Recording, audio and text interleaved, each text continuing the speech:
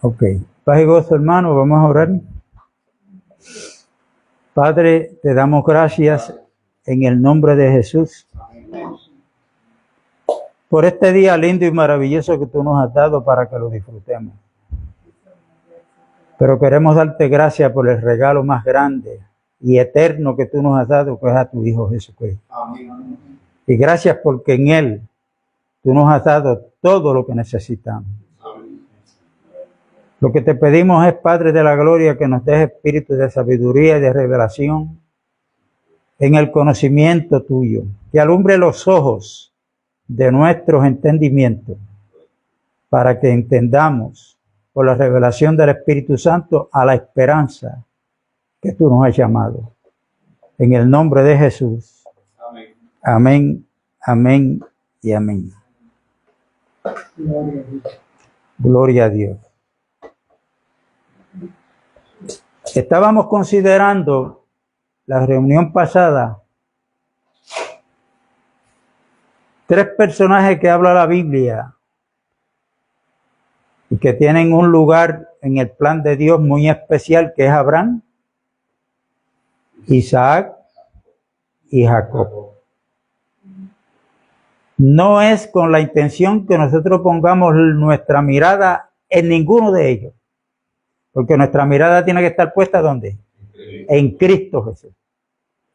Pero la experiencia de estos 3 hombres, cuando la analizamos a la luz de las Escrituras, vienen a ser la experiencia que cada uno de nosotros, el Señor quiere que pasemos. Por ejemplo, Abraham era un hombre común y corriente igual que los demás. Era un idólatra. Vivía en Ur de los Caldeos. La Biblia no dice que Abraham salió en busca de Dios. La Biblia lo que nos enseña es que quien eligió a Abraham fue Dios. Quien llamó, el llamado viene de parte de Dios, Abraham, para que cumpliera un ministerio en el plan y propósito de Dios. Cuando estudiamos la Biblia con cuidado, pues vamos a ver que Dios quería un pueblo, como le dijo él a Moisés. Después que él tiene esa nación, él quería que esa nación fuera un reino de reyes y sacerdotes, un pueblo santo, escogido para Dios. ¿Pero dónde comenzó? Con Abraham. Con Abraham. No comenzó con la nación. Comenzó con un hombre común y corriente, vuelvo y repito, igual que los demás, y Dios lo llamó. Ahí nosotros tenemos que, a la luz del nuevo pacto, ninguno de nosotros nos merecíamos estar donde estamos hoy, que es en Cristo Jesús. No podíamos, no teníamos la capacidad de un día pensar y decir, bueno, yo voy a buscar a Dios. Si cada uno piensa en ese momento, en esa experiencia que reaccionó, tiene que entender y debemos de entender que el que inicia todo en nuestras vidas es el que inició todo en la vida de Abraham, Isaac y Jacob. El iniciador de todos es Dios. Por eso esta es la segunda parte de ese mensaje, que lo titulamos que Dios es el iniciador de todo. ¿Ok? Y usted dirá, pero y hermano, es que yo pasé una experiencia y ese día decidí entonces, me di cuenta que yo tenía necesidad de Dios. Pero cuando usted estudia el Nuevo Testamento, Por ejemplo, en 1 Corintios 1:9, ¿recuerdan lo que dice? Fiel es Dios por el cual fuiste llamado,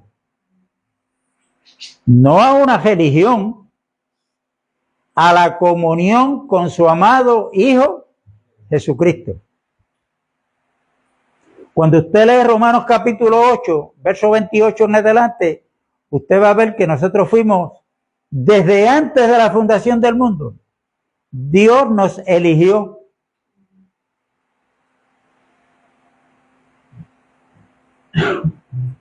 Luego nos llamó, nos justificó. Todo esto procede de Dios. Esa experiencia que usted y yo pasamos ese día, ya Dios la tenía en su plan reservada. Esto va a suceder así. El día que yo recapacité, que usted recapacitó que necesitábamos un Salvador, ese fue el momento en que Dios comenzó a trabajar con nosotros. Porque esto es por fe. Y la fe viene ¿cómo? ¿Cómo es que viene la fe? Como resultado de oír y oír la palabra de Dios. Nosotros allá en el mundo resistiéndonos, pero siempre alguien nos hablaba. Nos hablaba porque teníamos un corazón de piedra. Pero Dios a través de Jeremías dice, no es mi palabra como martillo que quebranta la piedra. Es como fuego y como martillo que quebranta la piedra. Nos siguieron hablando hasta que Dios cogió ese corazón de piedra, lo hizo triza y puso uno de carne, que esa fue la promesa que él hizo. Una de las promesas que él hizo. O sea, todo procede de Dios. Y yo quiero clarificar una vez más que no hay un texto en la Biblia donde diga que Dios nos llamó para tener una buena relación con Él.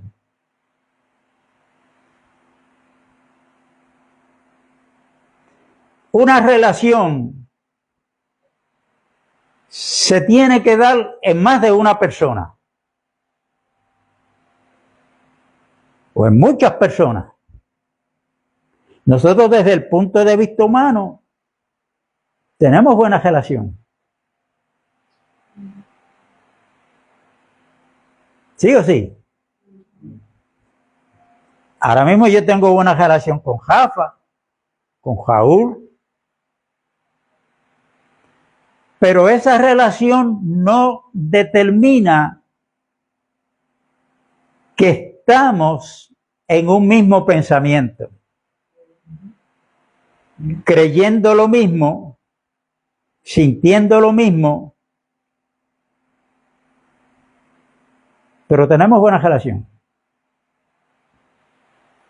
Y Jesucristo no oró al Padre para que nosotros tuviéramos buena relación con Él.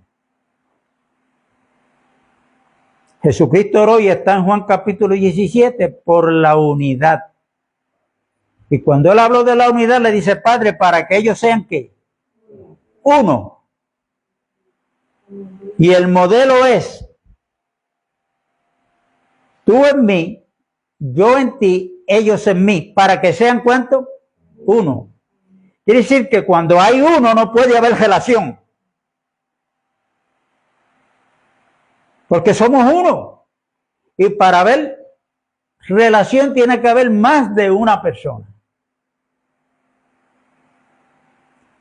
Pero sí, el llamado de Dios y la oración de Cristo es para que seamos uno. Y el modelo de esa unidad es el Padre en Cristo y Cristo en el Padre y nosotros en Cristo, por la cual Él oró. Y el ejemplo de la comunión la da Él en lo práctico. Jesús decía, yo no hago nada por mi propia cuenta. Todo lo que yo veo, ver al Padre, es lo que yo hago. Yo no hablo por mi propia cuenta. Las palabras que yo hablo no son mías. Lo que yo oigo decir al Padre es lo que yo hablo. Eso es comunión. Común, unión. Hay unidad entre espíritu, pensamiento.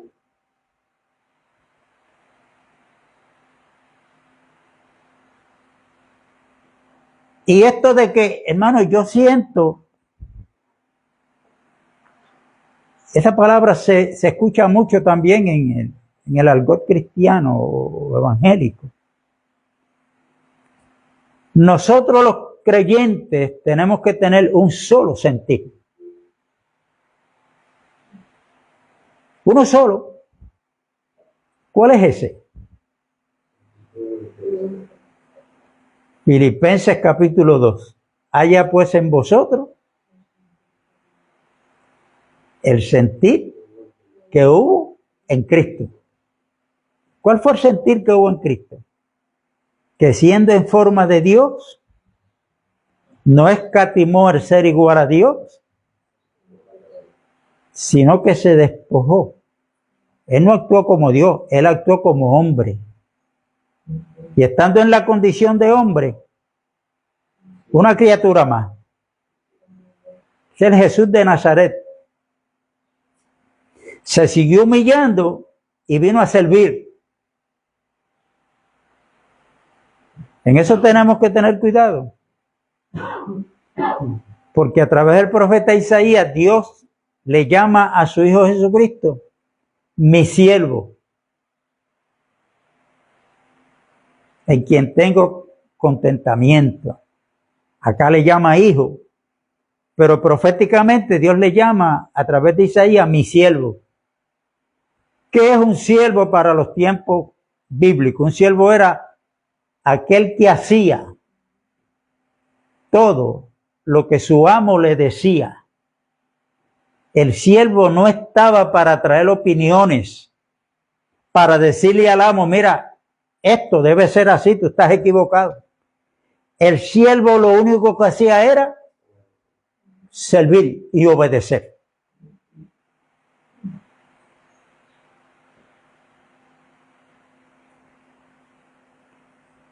Y cuando vemos que Jesús se despojó y actuó como hombre, después de estar en la condición de hombre, se siguió humillando, vino a servir y se siguió humillando hasta la muerte y muerte de cruz. No era porque yo quería que Jesucristo fuera a la cruz. ¿Quién era el que había dispuesto que tenía que ir a la cruz Jesús?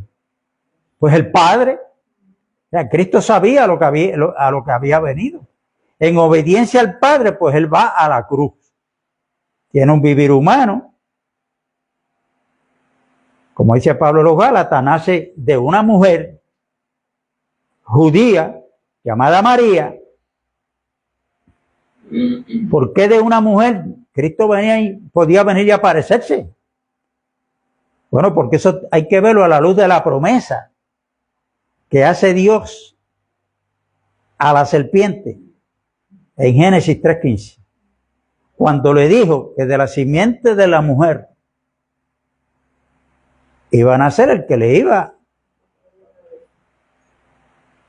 a dar el golpe mortal. Dios no mencionó nombre,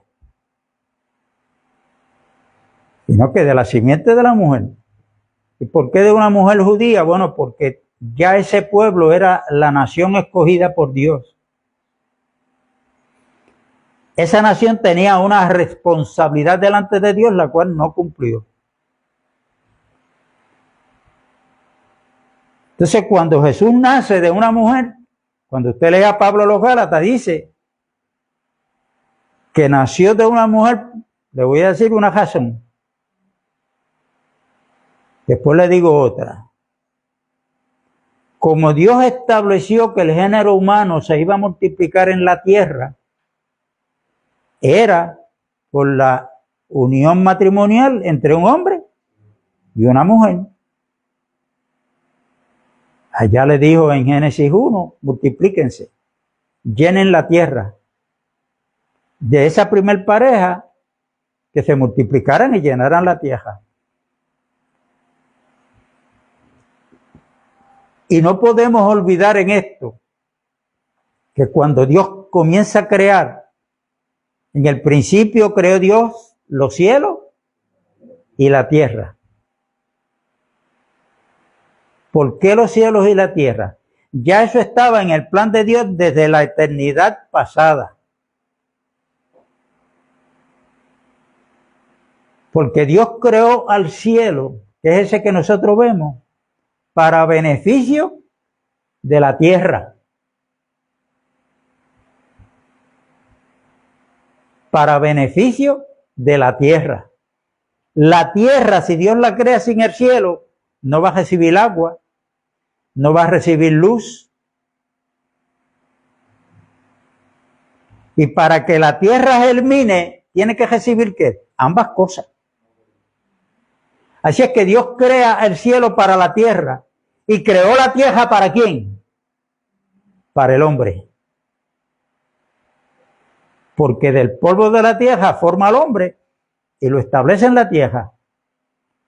El hombre para la tierra para el hombre, pero ¿para quién Dios creó al hombre? Para él. Ese es el orden de creación. Eso lo tenemos que ver. Así es que si el único sentir que tenemos que tener es el de Cristo, cuando nosotros estudiamos eso, nosotros vamos a aprender qué es ese sentir en nosotros, en lo práctico, cuando estudiamos la vida de quién, no de Abraham ni de Isaac, sino la de Jacob.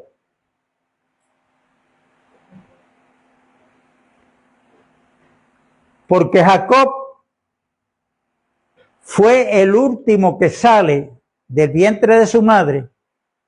Se supone que el de la primogenitura, ¿quién era? Su hermano Esaú.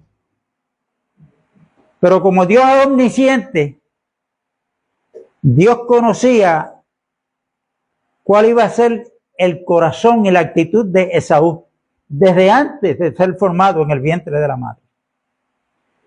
Por eso es que Dios establece que en ese caso el mayor iba a tener que servir al menor, porque Jacob, aunque fue como fue, actuó como actuó, siempre estaba con la mente y el corazón tendido a lo que era la voluntad de Dios. Y Dios conoce el corazón, inclusive conoce las palabras de nosotros antes que lleguen a la boca. ¿Cuántos lo creen? Cuando usted busca la Biblia, busca esas referencias en la Biblia y mira a ver todo lo que habla la Biblia de Esaú. No es que Dios haga acepción de personas. Es que Dios no hace acepción de personas, pero sí conoce el corazón de cada uno. Y ahí tenemos los descendientes de Esaú, que son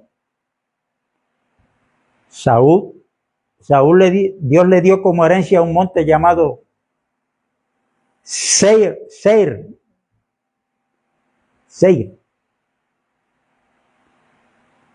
Y allá se fue y allí comenzó a multiplicarse. Y esos son los que comenzaron la guerra con los judíos. Habitaban y habitan en ese sector que se llama Gaza. Ahí están. Pero hay promesas de parte de Dios que por más que traten no van a poder eliminar al pueblo de Israel.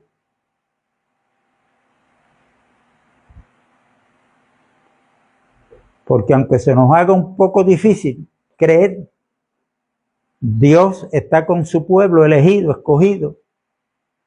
Y por más mal que se porten, el amor de Dios para ellos permanece, no por ellos, sino por sus padres, que son Abraham, Isaac y Jacob. Eso lo dice la Biblia en el libro Romano. Las promesas que le hizo Dios a Abraham, que Abraham fue un transmisor, le transmite la misma idea a su hijo Isaac y a Jacob, la herencia que Dios le prometió, está ahí vigente. Y no fue para Abraham nada más, fue para Abraham, Isaac, Jacob, y luego de Jacob es que salen los 12 patriarcas, y ahí se conforma lo que hoy llamamos la nación de Israel. Ahora Dios tiene lo que Él quería conseguir. Nosotros somos un pueblo santo también. El llamado de Dios para nosotros, por medio del Evangelio, nosotros no podemos pensar, bueno, en el llamado de Dios, pero ¿qué es lo que conlleva o tiene que ver o tiene el llamado de Dios para nosotros?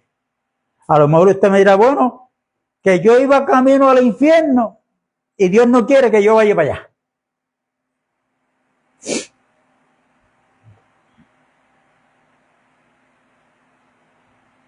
No, yo estaba alcoholizado en las barras y Dios me sacó porque no quiere que yo beba más. Y así podemos estar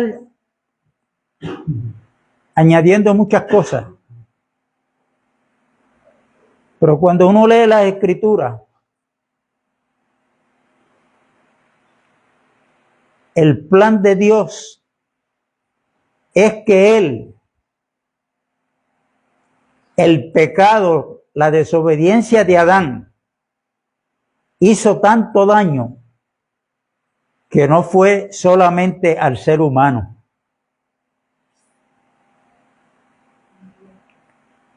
El pecado trajo muerte espiritual, que eso es separación de Dios. Adán y Eva vivían desnudos en el huerto y no se avergonzaban. ¿Por qué? Porque ellos estaban cubiertos ¿de qué? Su vestimenta era la gloria de Dios. ¿Cómo yo sé eso? Bueno, Pablo cuando escribe a los romanos dice que en Adán todos fuimos destituidos ¿de qué? De la gloria de Dios. De la gloria de Dios. Pero el plan de Dios, Satanás no hizo que Dios cambiara su plan. Entonces, ¿qué pasa? Nosotros en Adán recibimos una naturaleza, que es la naturaleza adámica,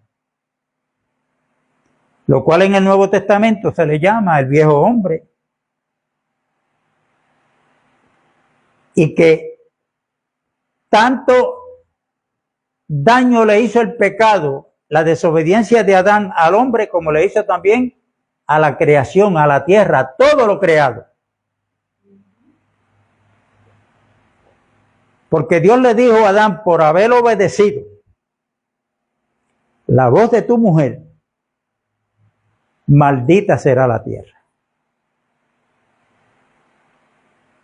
La tierra todo quedó bajo maldición. Todo quedó bajo maldición. Por eso, en la vieja creación donde estamos incluidos nosotros, ponga mucha atención aquí. Dios no la quiere arreglar. Así es que en esa vieja naturaleza que usted y yo cargamos, usted no me pida a mí que ore porque usted tiene un genio que olvídese. No, hermano, ore por mí porque yo todavía hablo malo. Lo único que Dios proveyó para esa vieja naturaleza es la cruz.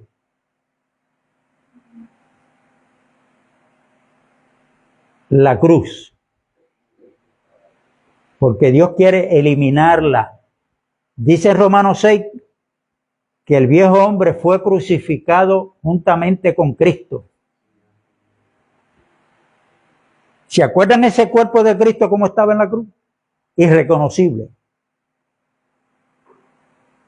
Pero cuando resucitó, que hablamos un poquito el domingo pasado, cuando María Magdala, que estaba acostumbrado a verlo, está hablando frente a frente con él y no lo conoce. ¿Por qué?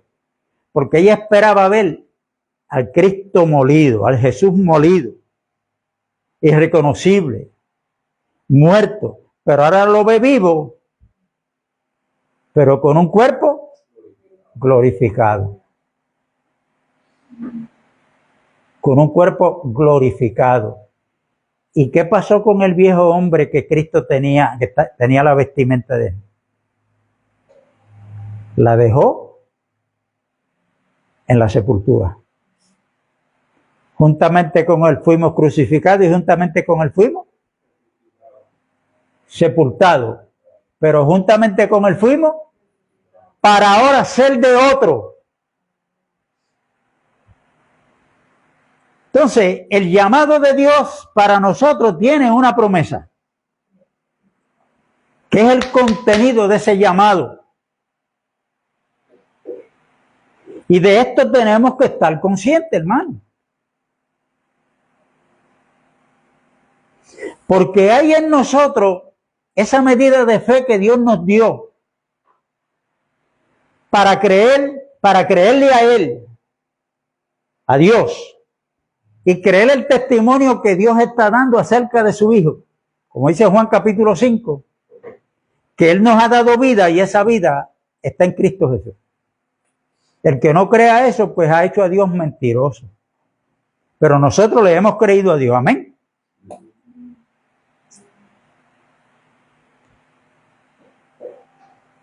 Y cuando nosotros creemos lo que pasó con Cristo Jesús, con Jesús, que lo llevan a la cruz, sabemos ya por las Escrituras que Él fue a la cruz y estando en la cruz a las 12 del mediodía, fue levantado a las 9 de la mañana.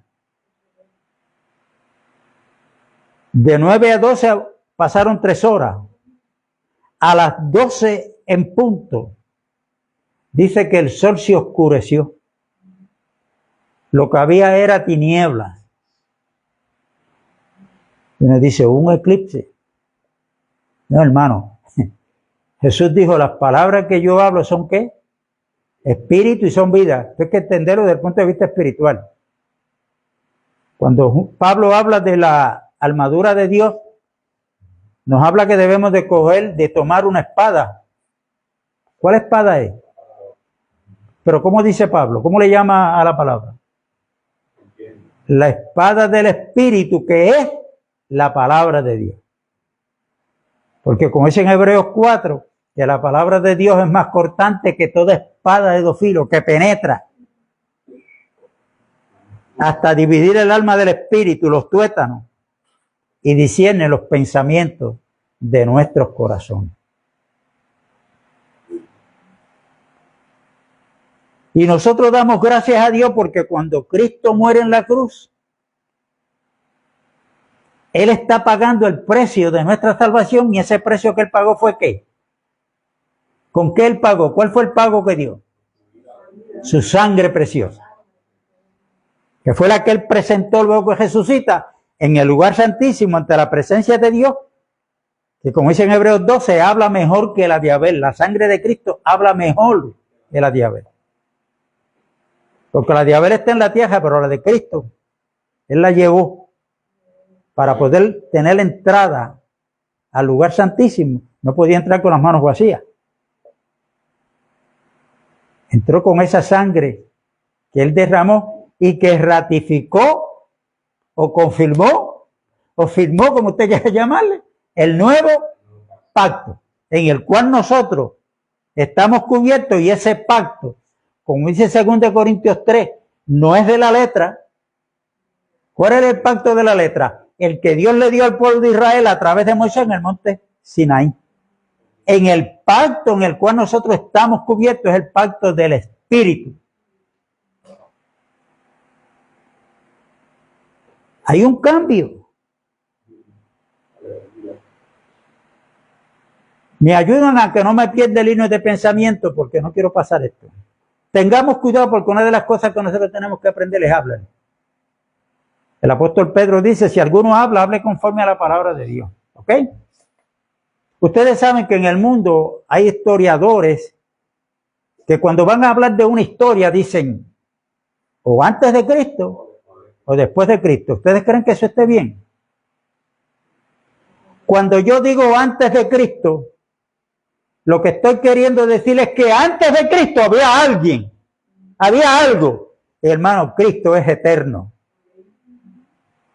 Cristo es eterno. ¿Cómo voy a hablar yo ahora? ¿Es antes de la cruz o después de la cruz?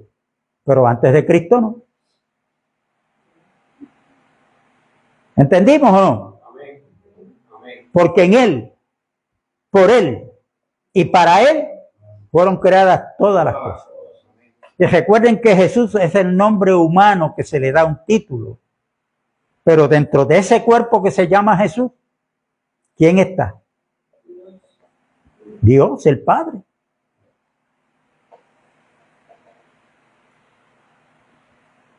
Esos son los misterios que Dios le reveló a Pablo, nuestro apóstol.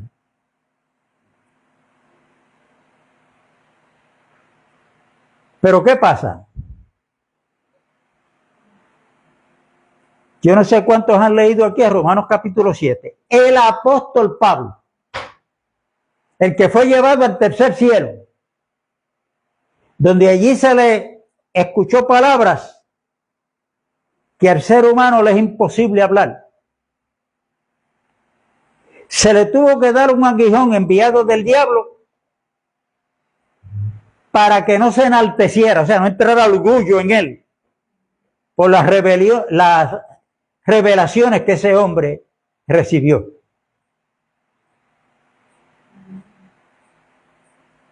Pues Juan tuvo la revelación de Apocalipsis, de Cristo, estando en la isla de Patmos. Pero Pablo recibió la revelación de Cristo y de la iglesia cuando fue llevado ¿a dónde? Claro, comenzó cuando él iba camino a Damasco. Que Cristo se le aparece y le dice, Saulo, ¿por qué me persigues? ¿Quién tú eres, Señor? Yo soy Jesús a quien tú persigues. ¿Pero a quién estaba persiguiendo Saulo? A los creyentes, hermanos. Hermanitas, hermanitos, léanse con cuidado esa escritura. Y mire, comiencen a meditar. Cuando se habla de la iglesia, que es el cuerpo de quién? Este brazo es un miembro que pertenece al cuerpo de quién? De Víctor. O sea, Víctor no es de aquí para arriba. Víctor es desde la cabeza hasta la punta de los pies. Piensen en eso. Y la iglesia, que quiere decir los llamados, Dios nos llamó con llamamiento santo para formar ¿qué? El cuerpo de ¿quién? De Cristo. Y cuando Pablo usa la analogía del cuerpo humano para hablar de lo que es Cristo y la iglesia en 1 Corintios 12, y el verso 12 dice que así como el cuerpo, este cuerpo físico tiene muchos miembros, pero aunque son muchos, todos forman ¿cuántos cuerpos? Uno. Mire lo que dice el verso 12. Así también, ahí no dice la iglesia, ahí dice, y así también Cristo. Eso después que uno lo lee, lo escucha como lo están escuchando ahora, mire, hay que darle mente a esto. ¿Por qué mente? Porque nosotros necesitamos un conocimiento de la voluntad de Dios, pero es un conocimiento revelado. Y el único que puede revelar el pensamiento de Dios, el plan de Dios en nuestro espíritu, es el Espíritu Santo. Nadie más. Nadie más. Es el Espíritu Santo. Es el Espíritu Santo. Y esto lo dice bien claro Pablo cuando escribe la primera carta a los Corintios. Entonces Pablo, que ahora uno lo lee y dice, wow, pues este hombre la verdad es que qué experiencia. Mas sin embargo, cuando escribe Romanos capítulo 7 dice, bueno, yo no sé qué es lo que me está pasando a mí, porque lo que quiero hacer no lo hago.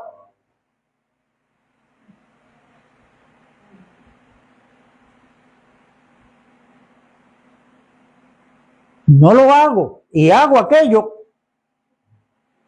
que no quiero hacer. Entonces tenía esa lucha. ¿Pero qué es lo que está pasando? Hasta que él llega a la conclusión, espérate, no soy yo. Es el pecado que mora en mí. Y después dice, después que él hace esa declaración, ¿qué es lo que dice? ¿Quién me librará? ¿De qué? De este cuerpo de muerte. ¿Quién me librará? Entonces él dice, gracias doy a Dios por Jesucristo.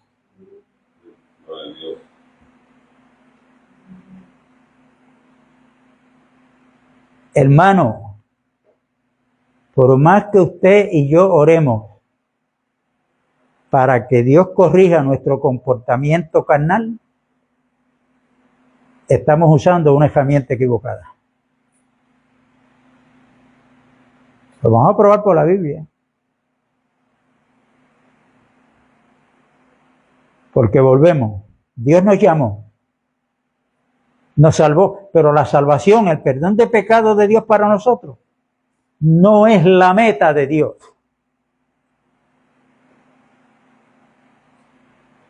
No es la meta de Dios. La salvación es el medio para Dios llevarnos a la meta que Él nos quiere llevar. ¿Se acuerdan cuando Adán pecó que Dios puso unos querubines para que protegiera ¿qué? El árbol de la vida? Dijo Dios, no sea que el hombre ahora en la condición de pecado estire la mano y coma también del árbol de la vida. Y ese árbol de la vida representa a Cristo o a Dios. O sea, que es imposible que un hombre o una mujer estén en la condición de pecado sin haber recibido el perdón de Dios. Puede estar disfrutando del árbol de la vida, que es Cristo. Pero claro, la ignorancia es atrevida y por eso que usted oye muchas, no, yo tengo mucha fe en Cristo Jesús y oren por mí.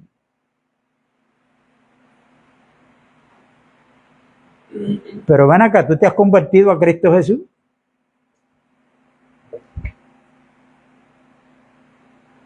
Para tú tener derecho a lo que Dios nos ha dado. Hermano, Dios no nos ha dado a nosotros muchas cosas. Dios nos dio una sola cosa. Él nos dio a su Hijo Jesucristo. Porque de tal manera amó Dios al mundo que ha dado a su Hijo Jesucristo para que todo aquel que en Él cree. Lo lindo es que en ese único que Dios nos ha dado, que es Cristo, en Él nos ha dado todas las cosas, pero no materiales, sino las espirituales. Así es que no trate que Dios cambie por medio de la oración su carácter, su mal genio, porque lo único que Dios ha provisto para eso y para otras cosas más es la cruz. El que quiera seguir en pos de mí, el sentir como en Cristo, niéguese a sí mismo. O sea, Cristo se negó a Él mismo. Tome su cruz los domingos. Cada día. Cada día y sígame. Entonces, por eso es que cuando usted en el diario vivir le suceden cosas que están en contra de su voluntad, hermano, tengamos cuidado con lo que hablamos. Hermano, Yo quiero que oren por mí porque el diablo me tiene y no me saque el guante de la cara. Que el diablo te tiene así. Pero si el diablo Cristo lo venció en la cruz del Calvario, le dio un golpe mortal. El diablo no es omnisciente.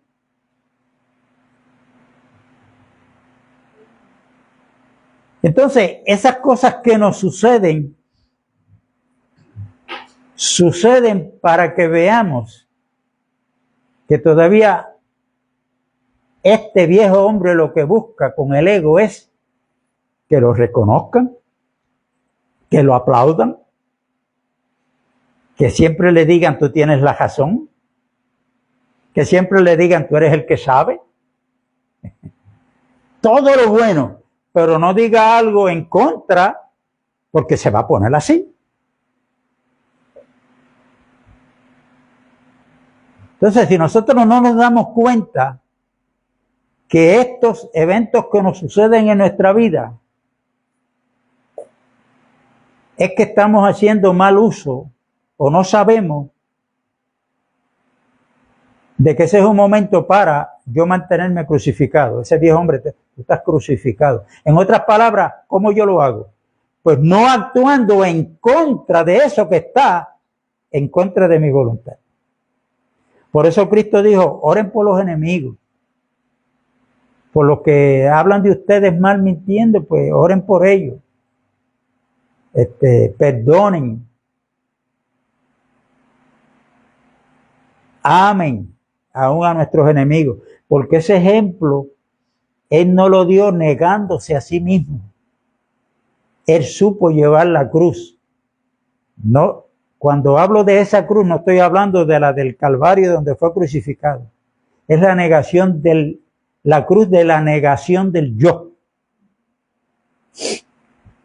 Porque el yo lo que busca es su propio bien. Ese viejo hombre lo que ya le explico. Y ahí está. Por eso es que cuando usted lee Gálatas capítulo 5, usted va a ver en plural los frutos de la carne. En plural. O las obras de la carne. Es lo mismo. Lo que se manifiesta en nosotros. Y ahí está. Pero eso no es todo. Hay otras cosas más que en Gálatas 5 no están. Están en otras partes de la Biblia. Entonces, cuando habla del Espíritu, habla del fruto en singular. Del Espíritu, que es amor, gozo, paz, paciencia, benignidad, bondad, fe y mansedumbre. Hermano, esas actitudes no son nuestras. Se nos han sido dadas para que a través de nosotros se manifiesten. Por eso es que cuando usted aprenda a amar a su enemigo, no se las eche. Dele gracias a Dios. Que la gracia de Dios está haciendo en usted para que el carácter de Cristo se siga manifestando, porque esto es un crecimiento espiritual. Pero tenemos que anhelarlo, tenemos que buscarlo, tenemos que desearlo.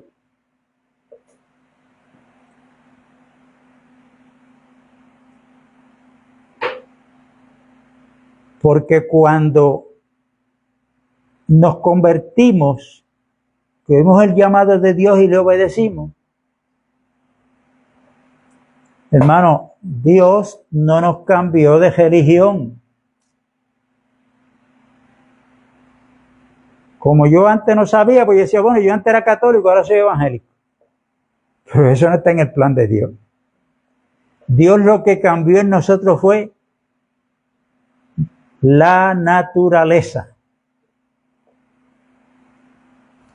Desechó la naturaleza adámica y ahora somos participantes de la naturaleza divina.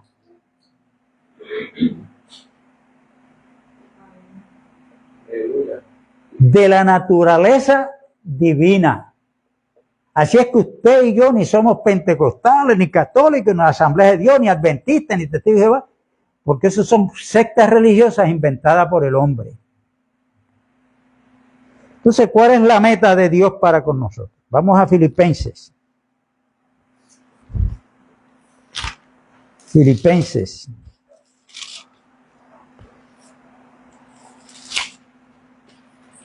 Capítulo 3. Filipenses capítulo 3.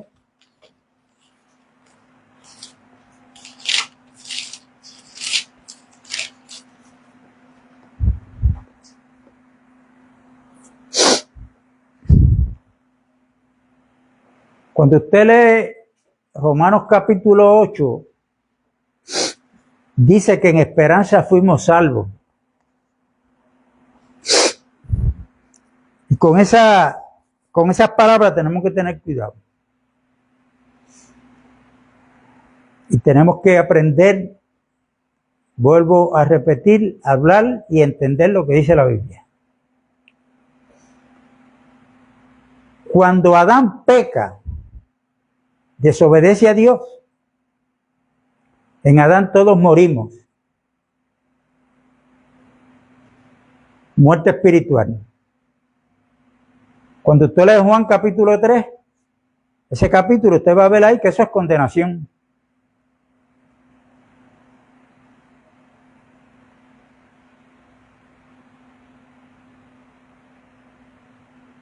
En Adán Dios nos declaró a todos culpables, porque Adán era la cabeza de la creación, la cual iba a llenar la tierra de hombres y mujeres.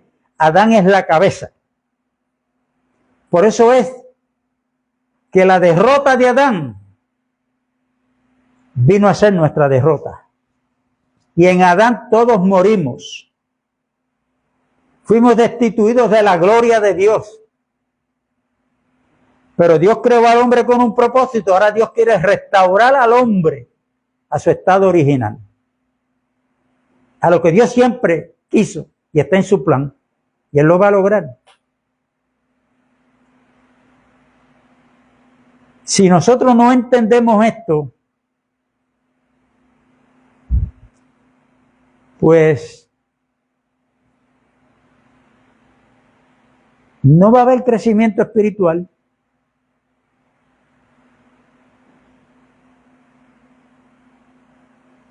Y entendiendo que nosotros que estamos caminando con un cuerpo muerto para donde quiera que vamos, lo que pasa es que a veces quiere, no, yo estoy vivo. Las actitudes de ese cuerpo nosotros lo estamos cargando con nosotros hasta que llegue un día en lo cual están puestas nuestras esperanzas. Lo vamos a ver ya mismo. Así que cuando le pase algo que usted sabe, wow, esta no es una actitud de un creyente, usted entienda que no fue el diablo que vino a darle.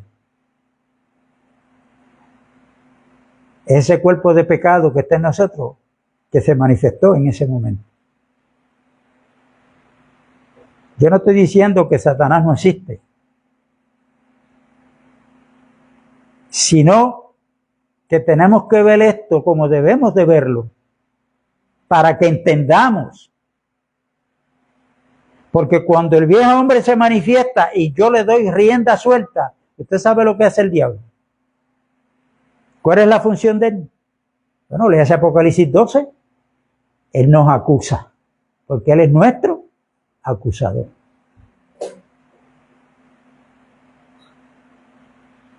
Es nuestro acusador.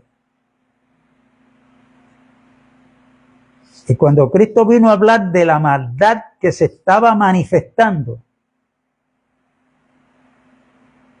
Él no mencionó al diablo para nada, sino que Cristo apeló a lo que había en el corazón del hombre. Lo que pasó en Génesis capítulo 6, que Dios dijo, no contenderá mi espíritu con el hombre para siempre, porque el hombre es carne. Primero lo llamó alma viviente, ahora es carne. La carne está hablando del viejo hombre, de la vieja creación. Y Dios no envió a Cristo, vuelvo y lo repito, para arreglar la vieja creación. Dios no la quiere. Dios lo que quiere es eliminarla de una vez y para siempre, porque de modo que si alguno está en Cristo, nueva creación es. He aquí las cosas viejas pasaron y aquí todas son hechas nuevas y todo esto proviene de Dios. Una nueva creación. Y cuando nosotros creímos al Evangelio, que nos convertimos, es donde aparece la palabra, que es la que debemos de entender en Romanos capítulo 5, verso 1. Justificados pues por la fe, tenemos paz para con Dios por medio de nuestro Señor Jesucristo. La justificación, ¿qué quiere decir eso? Que ahora por yo haber creído que Cristo murió por mí en la cruz, que fue sepultado, sepultó el viejo hombre y que resucitó en novedad de vida nueva, ahora esa vida vino a morar en mí, nos habita, Cristo como vida nos habita a cada uno de nosotros. Ahora Dios nos declara libre de culpa. Nos declara en un camino recto delante de Él, no por nuestras obras, no por nuestros méritos, sino porque Él a quien ve y considera, ¿a quién es? A Cristo Jesús. Esa es la justificación. Nos declara con una vida recta delante de Él.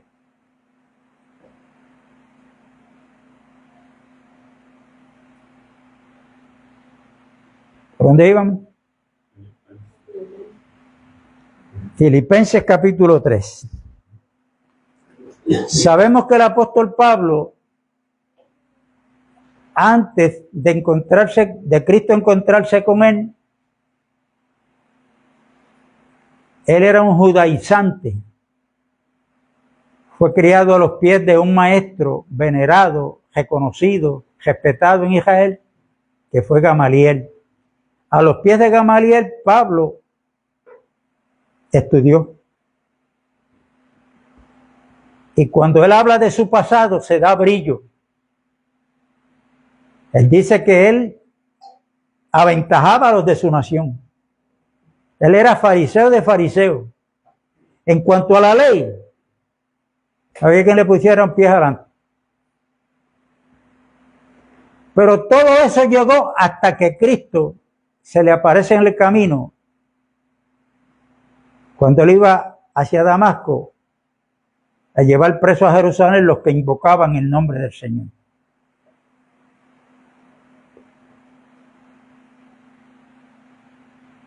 Después que él tiene la experiencia del encuentro con Cristo, él comienza un crecimiento espiritual. Cuando le escribe a los filipenses, él le dice lo siguiente: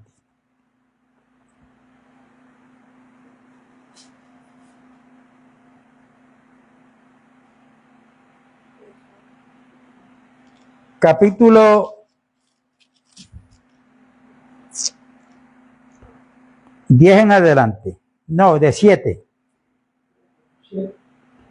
Filipenses capítulo 3.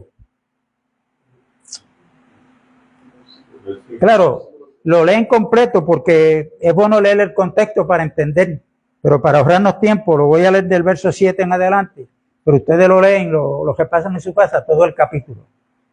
Dice: pero cuantas cosas eran para mí ganancia, las he estimado como pérdida por amor de Cristo. Y ciertamente aún estimo todas las cosas como pérdida por la excelencia del conocimiento de Cristo Jesús, mi Señor, por amor del cual lo he perdido todo y lo tengo por basura para ganar a Cristo, conocerlo y ganarle. Pero él no lo conoció cuando iba camino a Damasco. Ese fue el inicio. Pero ahora nosotros nos hemos creído, porque la religión nos enseñó que después que yo vine un día, levanté la mano, repetí una oración que hicieron para que yo la repitiera, ya lo tengo todo. Ahora que Cristo venga, que nos vamos con Él. Ay, hermano, qué equivocados estamos.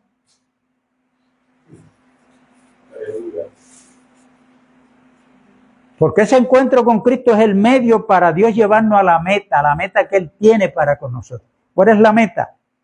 Que nos tenemos que dar para eso. Vamos a seguir leyendo.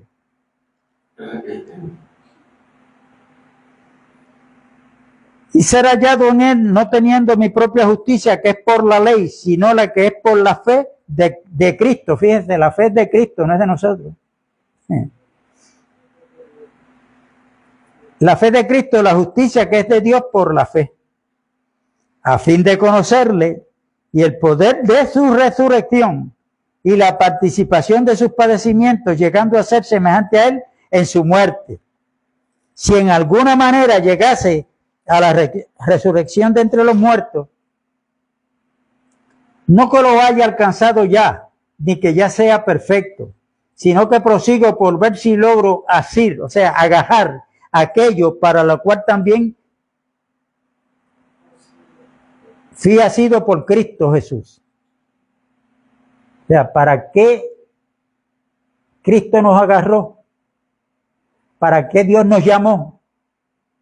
Pues yo tengo que entenderlo para yo asirme de ese llamado, de ese contenido, de qué es lo que quiere Dios conmigo, para yo seguir y proseguir en el crecimiento, como dice Pedro, que crezcamos en la gracia y en el conocimiento de nuestro Señor Jesucristo.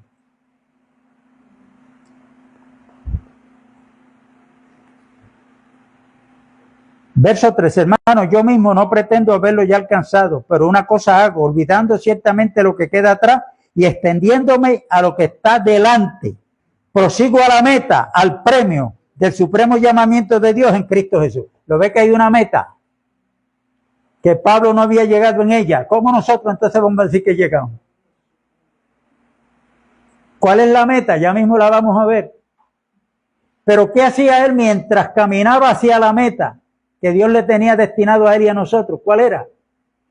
Que lo que quedó atrás, ya él lo tenía por basura. Eso no sirve.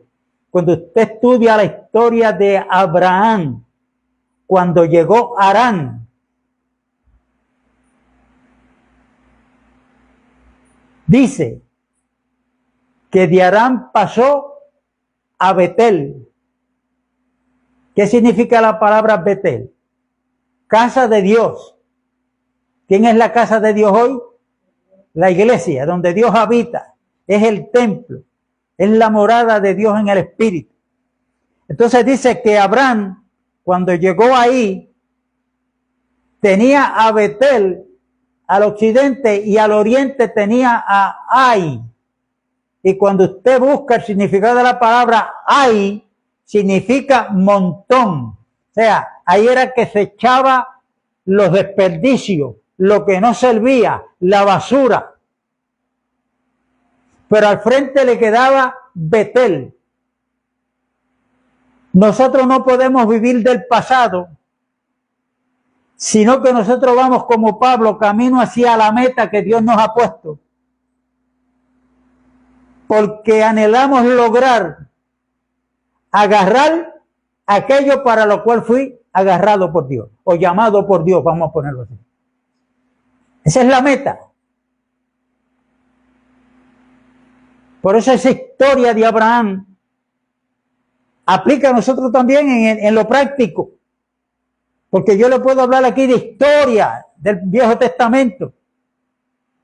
Pero las historias no nos llevan a ningún lado cuando no interpretamos eso que pasó en el pasado, que era sombra, a la luz del Nuevo Testamento, que ahora nosotros estamos viviendo la realidad. Nosotros no estamos viviendo por sombra. Por eso es que cuando se cita el Viejo Testamento, tenemos que tener cuidado cómo lo citamos. Que mucho se habla de José, de Jacob, del profeta Isaías, de todos estos profetas. Eso no está mal, pero eso es historia. Ahora vamos a ver que en el nuevo pacto el Espíritu Santo nos revele lo que dice Romanos capítulo 15, que las cosas que se escribieron para nuestra enseñanza se escribieron. vamos a descubrir con la ayuda del Espíritu Santo cuál es la enseñanza.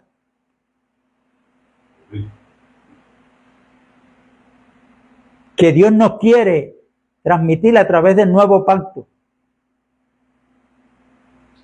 Recordándole, esto no depende de que yo tengo 5 años de teología, doy cátedra en la universidad, porque eso síguelo disfrutando, pero eso es sabiduría humana.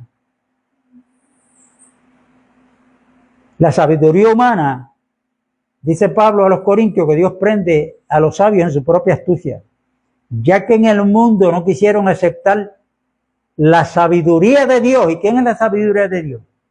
Cristo es poder de Dios y sabiduría de Dios. Por eso dice que Dios tiene loco. Dios ha enloquecido a los sabios de este mundo.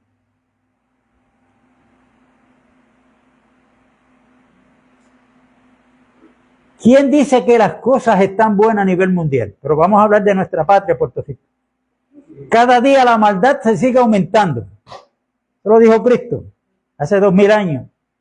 Que la maldad se iba a multiplicar y por eso el amor de muchos se iba a enfriar. Ahora, esta es una realidad. ¿Qué hacen los políticos y los sabios de este mundo que no tienen a Dios? Pues se reúnen para buscar ¿qué? ¿Qué se puede hacer?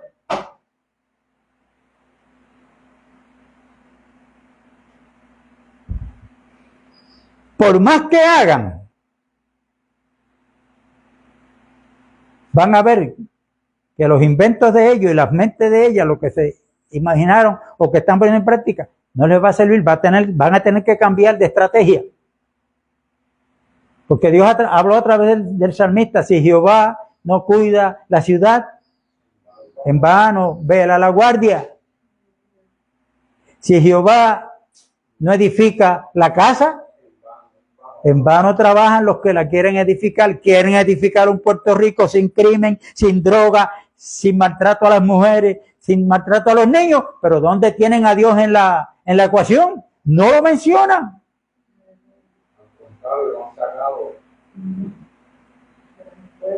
Al contrario. Si tienes la oportunidad de hablar, no, porque tú quieres imponerme tus ideas, tus criterios. ¿Por qué? Es que esos no son criterios míos ni ideas mías. Eso es lo que Dios establece. Y como no tienen a Dios en la ecuación, pues. Entonces tenemos que entender esto. Porque en mí y en cada uno de nosotros existe lo que Pablo llama la ley del pecado. ¿Verdad que nosotros antes de estar en Cristo verdad que tratábamos de no hacer esto porque yo sé que es malo? ¿Cuántas veces yo no vine a casa amanecido y le decía a Elisa, yo no voy a ver más, y botaba unos litros de jón llenos, sin abrirlos, botaba, que no iba a ver más? En lo que me pasaba esa, que me levantaba y vuelvo otra vez para abajo. ¿Por qué? Porque había una ley en nosotros que nosotros no podíamos con esa ley. Teníamos que tener una ley superior a la ley del pecado. Y por eso es que Pablo en Romanos 8, que ahorita no lo cité, ¿quién me librará de este cuerpo de muerte? Gracias a Dios por Jesucristo. Ahora, mire por qué ahora yo no estoy en la baja. Porque usted no va a la baja, porque usted no hace lo que hacía. Porque Dios puso en nosotros una ley superior a la ley del pecado. ¿Cuál ley? Porque la ley del Espíritu de vida en Cristo Jesús me ha librado de la ley del pecado y de la muerte. Ahí está. La ley del pecado está en este cuerpo carnal, ahí está. Pero hay una ley superior, entonces ahora Dios me dice, bueno, si estás en el Espíritu, pues entonces anda por el Espíritu.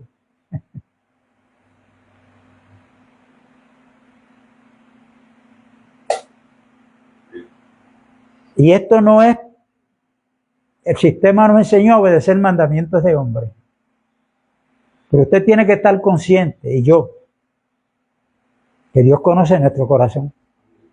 Como yo le dije a una nieta mía que me llamó, que no entendía la Biblia, que si ella tiene hambre y sed de buscar de Dios, que si pide. Yo leo la Biblia, yo le dije, pues vamos a hacer una cosa. Ábrela en Marcos capítulo 4, la parábola del sembrador, y no leas tú la Biblia. Deja que la Biblia te lea a ti. Ahí hay 4 tipos de terreno, que son 4 tipos de corazones. Mira a ver cuál de esos, deja que ella te lea a ti. A ver dónde tú estás, cómo es tu corazón. La palabra de Dios te va a retratar, te va. Y después me llamó riéndose. Me dijo, yo estoy en la de Marcos 4:19. Porque los afanes de este mundo, el engaño de la riqueza, las codicias de otras cosas, entran. ¿Y qué pasa? Y ahogan la palabra. Ahí cuando ella leyó, ella y el esposo la estaban leyendo. Los dos. Y deja que la Biblia te retrate a ti. Te lea a ti cuál es tu condición. ¿Dónde estás? Porque la palabra de Dios es viva y eficaz. Más cortante que toda espada de filo que penetra hasta dividir el alma del espíritu y discierne los pensamientos del corazón. Y el corazón es ese terreno donde Cristo quiere sembrarse como semilla. Sigamos aquí. ¿Dónde me quedé? Así que todos los que somos perfectos, esto mismo si sintamos, y si otra cosa sentís, esto también os lo revelará Dios. Pero en aquello a que hemos llegado, sigamos una misma regla, sintamos una misma cosa, no cosas diferentes. Hermanos, sed imitadores de mí y mirad a los que así se conducen, según el ejemplo que tenéis en nosotros. Esta es una forma de predicar, la mejor forma de predicar el evangelio a otra es con el ejemplo. Hermano, la Biblia dice en tal sitio, y con altoparlante molestando a los vecinos, no, con el ejemplo.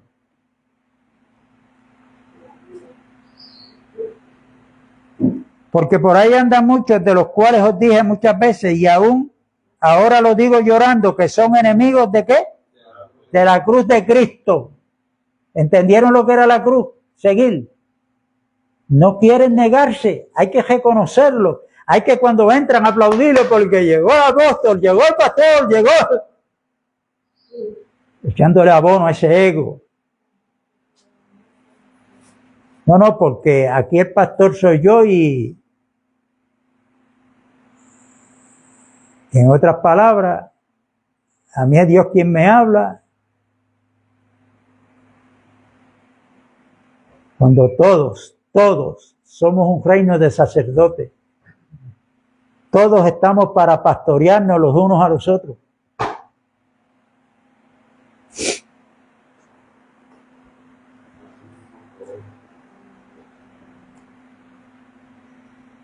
Son enemigos de la cruz de Cristo, el fin de los cuales será perdición, cuyo Dios es el vientre y cuya gloria es su vergüenza, que solo piensan en ¿qué? En lo terrenal. Si pues habéis resucitado con Cristo, buscad ¿qué? De arriba donde está Cristo sentado y no en las de la tierra, porque las cosas terrenales son temporales, tienen fecha de expiración. Cuando Dios decida ese día que va a terminar con la vieja creación para establecer lo inconmovible, ¿dónde va a quedar lo que usted tiene? Dios lo va a eliminar, hermano. Vamos a someternos a la buena, porque Dios al que ama disciplina y azota a todo aquel que recibe por hijo. Mas nuestra ciudadanía está en los cielos, por eso que yo no voto, porque si voto estoy cometiendo fraude electoral. Pues yo no soy de este planeta ya, ni usted tampoco. ¿Cuántos lo creen? Amén. Somos celestiales, hermano. Nuestra ciudadanía no es americana, es celestial. de donde esperamos, de donde también esperamos al Salvador, el Señor Jesucristo, el cual, aquí está la meta de Dios con nosotros, nuestra esperanza, es Cristo en vosotros, la esperanza de gloria. Pablo le dijo a los colosenses y nos dice a nosotros. Pero esa gloria todavía no estamos cubiertos de ella. ¿Cuándo va a ser? Esa es la meta de Dios para con nosotros, a la cual estamos llamados a seguir caminando hacia esa meta.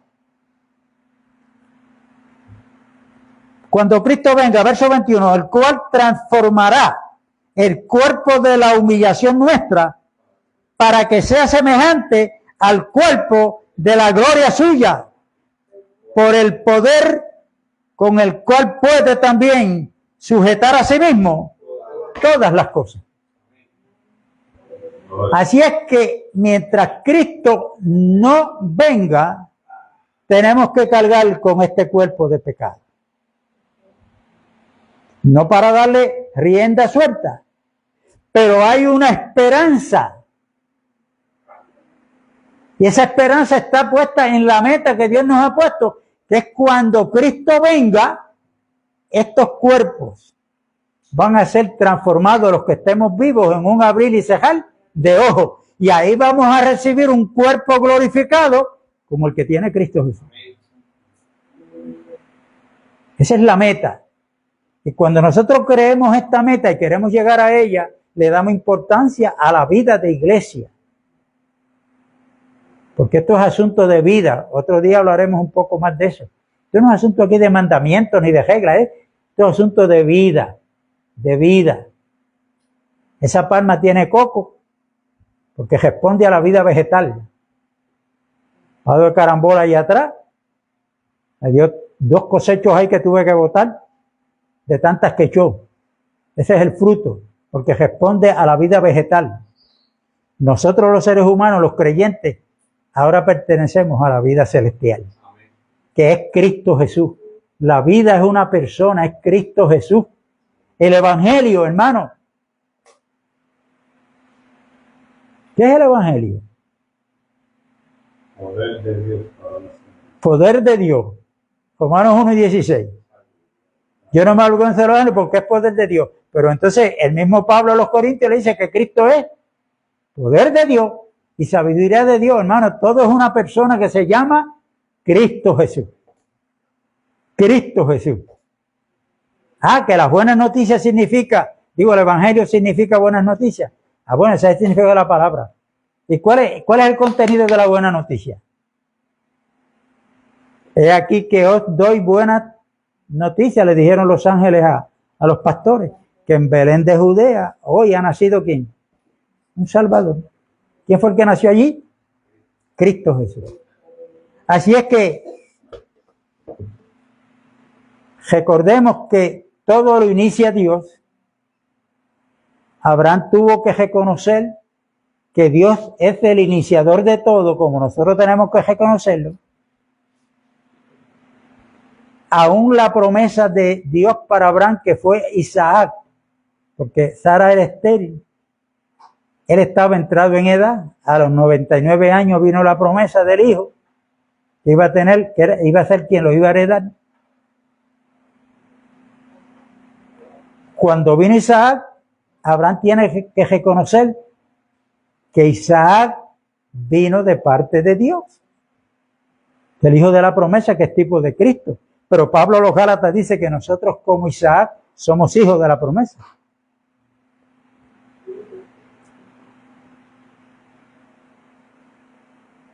¿Por qué somos hijos de la promesa? ¿A quién Dios le prometió?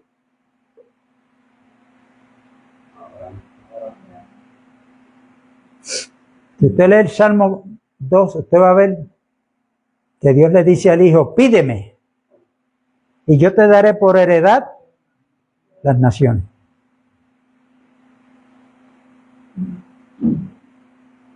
Por eso Cristo le dice a los primeros discípulos, ustedes no me eligieron a mí, yo los he elegido a ustedes. cuando está haciendo la oración en Juan 17, dice, Padre, los que tú me diste, tuyos eran y me los diste. Estaban en el mundo y están en el mundo, pero ya no son del mundo porque tú me los diste. Y todas estas palabras que uno las lee, las medita, uno va entrando en esa vida del Espíritu. Y el consejo que siempre doy, y lo seguiré dando, es meditar. Usted lea la Biblia, haga como los bereanos, vaya a la Escritura para ver si lo que estamos hablando estamos en lo correcto.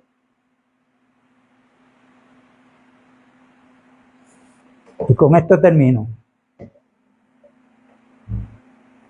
Usted va a un restaurante fino, cuando usted se sienta rápido, ¿qué es lo que le dan? La carta. Ahí está el menú. Y usted busca. Ok. Esto es lo que yo quiero. Cuando usted hizo el pedido y viene el mozo y le trae la comida, donde usted verifica que lo que le están trayendo fue lo que usted pidió y lo que indica la carta. Pues en la carta. Sí, esto fue lo que yo pedí. Gracias.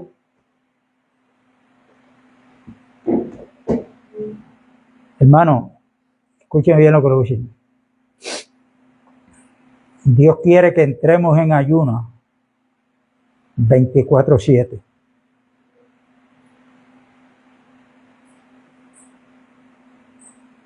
Que leamos en la carta, que es esta que está aquí.